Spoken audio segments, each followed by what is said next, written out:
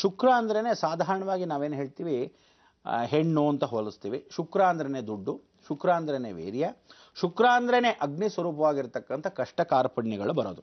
ಶುಕ್ರ ಯಾರು ಹೇಳಿ ಗಮನ ಇಟ್ಟು ಕೇಳ್ಕೊಳ್ಳಿ. ಶುಕ್ರ ಬಂದು ದೈತ್ಯ ಗುರು ಅಂತ, ರಾಕ್ಷಸರಿಗೆ ಗುರು ಶುಕ್ರಾಚಾರ್ಯರು.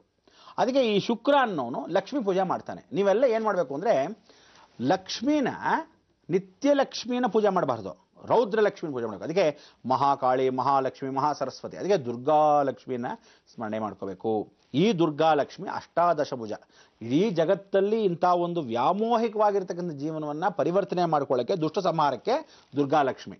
ಬರೀ ಧನಪ್ರಾಪ್ತಿಗೆ ಒಳ್ಳೆಯದಾಗೆ ಸೌಮ್ಯ ಲಕ್ಷ್ಮಿ. ಅದಕ್ಕೆ ನಾನು ಒಂದು ಮಂತ್ರವನ್ನು ಮೊದಲೇ ಕೊಟ್ಟಿದ್ದೀನಿ, ನಮ್ಮ ಸಂಸ್ಥೆ ಮುಖಾಂತರ ಮಾಡಿದ್ದೀನಿ. ಈ ಜಗತ್ತಲ್ಲಿ ಎಲ್ಲೂ ನಾ ಭೂತೋ ನ ಭವಿಷ್ಯತಿ ಅಷ್ಟಾದಶ ಭುಜ ದುರ್ಗಾ ಲಕ್ಷ್ಮಿ ಸಂಪೂರ್ಣ ವರಮಹಾಲಕ್ಷ್ಮಿ ಮಹಾಸಂಸ್ಥಾನ ಬಿಟ್ಟು ಎಲ್ಲೂ ಜಗತ್ತಲ್ಲಿಲ್ಲ. ಯಾಕೆಂದರೆ ಈ ಲಕ್ಷ್ಮಿ ಬರೆದಿರೋದೇ ಆದಿಶಂಕರಾಚಾರ್ಯರು. ಅದಕ್ಕೋಸ್ಕರ ಅವ್ರು ಹೇಳ್ತಾರಲ್ಲ, ಕೊನೆಯದಾಗಿ ಲೋಕ ಕಲ್ಯಾಣಾರ್ಥವಾಗಿ ಕಟ್ಟತಕ್ಕಂಥ ಇದೇ ದೇವಸ್ಥಾನನೇ ಕಲಿಯುಗನ ಅಷ್ಟಲಕ್ಷ್ಮಿ ಶ್ರೀಚಕ್ರ ಕಾಲ ಅಂತ ಕರೀತಾರೆ. ಈ ಅಷ್ಟಲಕ್ಷ್ಮಿ ಶ್ರೀಚಕ್ರ ಕಾಲದಲ್ಲಿ ಶ್ರೀಚಕ್ರ ಪ್ರತಿಷ್ಠಾಪನೆ ಆಗಿದೆ.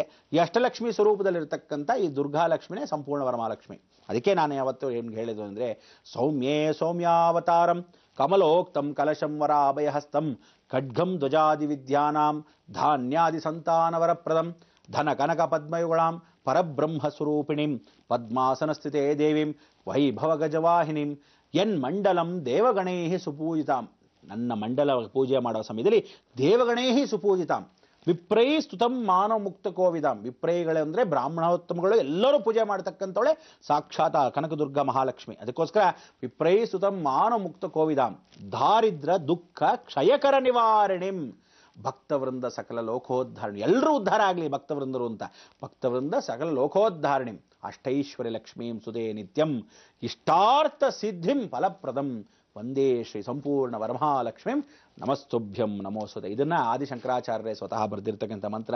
ನಾ ಭೂತೋ ನ ಭವಿಷ್ಯತಿ ಎಲ್ಲೂ ಬರೆದೇ ಇರತಕ್ಕಂಥದ್ದು, ಯಾರಿಗೂ ಗೊತ್ತಿಲ್ಲದೆ ಇರತಕ್ಕಂಥ ವಿಚಾರಗಳು. ಇದು ರಹಸ್ಯ ಮಾರ್ಗದಲ್ಲಿ ಅವರು ಬರೆದಿರ್ತಕ್ಕಂಥದ್ದು ವೀಳ್ಯದೆಲೆ ಮಹಾಲಕ್ಷ್ಮಿ. ಆ ವೀಳ್ಯದೆಲೆ ಮಹಾಲಕ್ಷ್ಮಿ ಅಂದರೆ ಕಲಿಯುಗದಲ್ಲಿ ಯಾವತ್ತೇಳು ಪ್ರತಿಷ್ಠಾಪನೆ ಆಗೋಗ್ತಾಳೋ ಇದೇ ಕೊನೆಯ ದೇವಾಲಯ. ಅದಕ್ಕೋಸ್ಕರ ಆದಿಶಂಕರಾಚಾರ್ಯರ ಸ್ವರೂಪವಾಗಿರ್ತಕ್ಕಂಥ ಈ ಲಕ್ಷ್ಮೀ ಪ್ರತಿಷ್ಠಾಪನೆ ಏನಂದರೆ, ಯಾರಿಗೆ ಸೌಮ್ಯತೆ ಇರುತ್ತೋ ಲಕ್ಷ್ಮಿಯನ್ನು ಪ್ರತಿಷ್ಠಾ ಮಾಡಿ.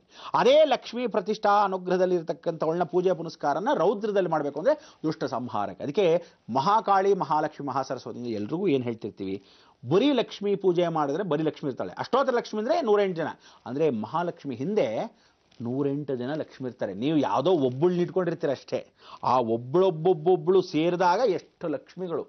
ಇದಕ್ಕೆ ಏನು ಹೇಳ್ತೀವಿ, ಸೌಭಾಗ್ಯವಾಗಿರ್ತಕ್ಕಂಥ ಪ್ರತಿಯೊಬ್ಬರಿಗೂ ಶುಕ್ರ ಅಂದರೆ ಮಾಂಗಲ್ಯ. ಆ ಮಾಂಗಲ್ಯ ಭಾಗ ಚೆನ್ನಾಗಿರ್ಬೇಕಂದ್ರೆ ಶುಕ್ರನಿಗೆ ಒಳ್ಳೆ ಗುರುಬಲ ಇರಬೇಕು. ಗುರುಬಲ ಜೊತೆ ಗಂಡನಿಗೆ ಮದುವೆ ಆಗಬೇಕು. ಮಾಂಗಲ್ಯ ದೋಷಗಳು ಹೋಗಬೇಕು. ಮಾಂಗಲ್ಯ ದೋಷ ಇದ್ದಾಗ ಕಟ್ಕೊಂಡ್ರೆ ಏನಾಗುತ್ತೆ, ಗಂಡ ಸಾಯಲ್ಲ. ಆದರೆ ಆ ದೋಷಗಳನ್ನ ಯಾವ ರೀತಿ ಹೊಡೆಸುತ್ತೆ, ಈ ರೀತಿಯಾಗಿ ಗಂಡ ಹನುಮಾನ್ ಪಿಶಾಚಿ ಕೇತು ರೂಪದಲ್ಲಿ, ಅಥವಾ ಯಾವಾಗಲೂ 26 ಜನ ದೌರ್ಜನ್ಯ, ಇಲ್ಲ ತನಗೆ ತಾನೇ ಶಿಕ್ಷಿಸ್ಕೊತಾ ಇರ್ತಕ್ಕಂಥ ಅವನು ಶನಿ ಜೊತೆನೇ ಅಕಸ್ಮಾತ್ ಕುಜ ಇದ್ದಾರೆ ನೋಡಿ, 24 ಗಂಟೆ ಕುಡಿತಾ ಇರೋ ಗಂಡ ಸಿಕ್ಬಿಟ್ರೆ ಏನು ಮಾಡೋದು, ಹೆಂಡತಿ ನೋಡಿಯಲ್ಲ, ಅವನು ಕುಡುಕ್ನಾಗಿರ್ತಾನೆ, ಏನು ದರಿದ್ರನು. ಅವಾಗ ಏನಾಗುತ್ತೆ, ಮಕ್ಕಳ ಮೇಲೆ ಪ್ರಭಾವ, ತಾನೇ ಕಷ್ಟಪಡಬೇಕು, ಇಂಥ ಒಂದು ಜೀವನ. ಅದಕ್ಕೆ ಹೆಣ್ಣಾಗಿರೋಳೇ ಶುಕ್ರನಿಗೆ ಸಂಬಂಧಪಟ್ಟಿರೋದ್ರಿಂದ, ಹೆಣ್ಣು ಗ್ರಹನೇ ಶುಕ್ರ ಆಗಿರೋದ್ರಿಂದ ಈ ಶುಕ್ರನಿಂದ ಬರ್ತಕ್ಕಂಥ ದೋಷಗಳಿಗೆ ನಾನು ಮೊದಲೇ ಏನು ಹೇಳ್ತೀನಿ, ಚಿಕ್ಕ ವಯಸ್ಸಿಗೆ ನಿಮಗೆ ಹೆಣ್ಣು ಮಕ್ಕಳು ಹುಟ್ಟಿದ ತಕ್ಷಣ ಏನು ಮಾಡು ಅಂತ ಹೇಳ್ತೀನಿ, ಶುಕ್ರಾದಿತ್ಯ ಸಂಧಿ ಹೋಮವನ್ನು ಮಾಡ್ಕೊಳ್ಳಿ. ತಂದೆಯನ್ನು ಕೂಡಿಸಿ ಶುಕ್ರನ ದೋಷಗಳನ್ನ ಶುಕ್ರಾದಿತ್ಯ ಸಂಧಿ ಹೋಮವನ್ನು ಮಾಡ್ಕೋಬೇಕು. ಅದೇ ರೀತಿಯಾಗಿ ಪರಿವರ್ತನೆ ಮಾಡ್ಕೊತಾ ಹೋದಾಗ ತಂದೆಗೆ ಯಾವುದೇ ದೋಷಗಳು ಬರೋದಿಲ್ಲ.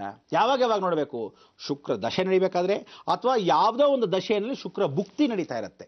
ಯಾವುದಾದ್ರೂ ಶನಿ ದಶೆನಲ್ಲೋ ಅಥವಾ ಯಾವುದಾದ್ರೂ ರವಿ ದಶೆನಲ್ಲೋ ಶುಕ್ರ ಭುಕ್ತಿ ನಡೀತಾ ಇರುತ್ತೆ, ಅಂತರ್ಭುಕ್ತಿ. ಅಂಥ ಸಮಯದಲ್ಲಾದರೂ ಇದನ್ನು ಪದೇ ಪದೇ ಮಾಡ್ಕೋಬೇಕು, ಆದರೆ ನೋಡ್ಕೋಬೇಕು. ಅದಕ್ಕೆ ನಾನು ಹೇಳ್ತೀನಿ, ಗೈಡ್ಲೈನ್ ಈಸ್ ಅಸ್ಟ್ರಾಲಜಿ. ಆ ಗೈಡ್ಲೈನ್ ಜೊತೆ ನಾವು ಹೋಗ್ತಾ ಇರಬೇಕಾದ್ರೆ ಏನು ಮಾಡಬೇಕು, ಜಾತಕ ಇಟ್ಟಿರಬೇಕು. ನೀವು ಎತ್ತೆ ಎಲ್ಲ ಇಟ್ಟಿರ್ತೀರಾ, ಬೀರುಳು ಇಟ್ಟಿರ್ತೀರ, ಪ್ರತಿ ಸಲಿ ಯಾವ್ಯಾವ ದಶೆಗೆ ಏನೇನು ಮಾಡ್ಕೊಳ್ಳಿ ಅಂತ ಈ ಮುಖಾಂತರ ಹೇಳಿದಾಗ ಈ ಥರ ಪಾಪ ಹೆಣ್ಣು ಮಕ್ಕಳ ಕಷ್ಟಗಳು ದೂರವಾಗತಕ್ಕಂಥ ಅವಕಾಶ. ಅದಕ್ಕೆ ನೀವೆಲ್ಲ ಯಾವತ್ತೂ ಏನು ಮಾಡಿ, ಯಾರ್ಯಾರಿಗೆ ಶುಕ್ರ ಇದ್ದಾನೋ ಸಾಕ್ಷಾತ್ ಲಕ್ಷ್ಮೀ ಪೂಜೆಯನ್ನು ಬಹಳ ಚೆನ್ನಾಗಿ ಮಾಡ್ಕೊಳ್ಳಿ. ಲಕ್ಷ್ಮೀನ ಎಷ್ಟು ಚೆನ್ನಾಗಿ ನೋಡ್ಕೊತೀರೋ ಅಷ್ಟು ಚೆನ್ನಾಗಿ ಶುಕ್ರ ಅಡಗು ಹೋಗಿರ್ತಾನೆ.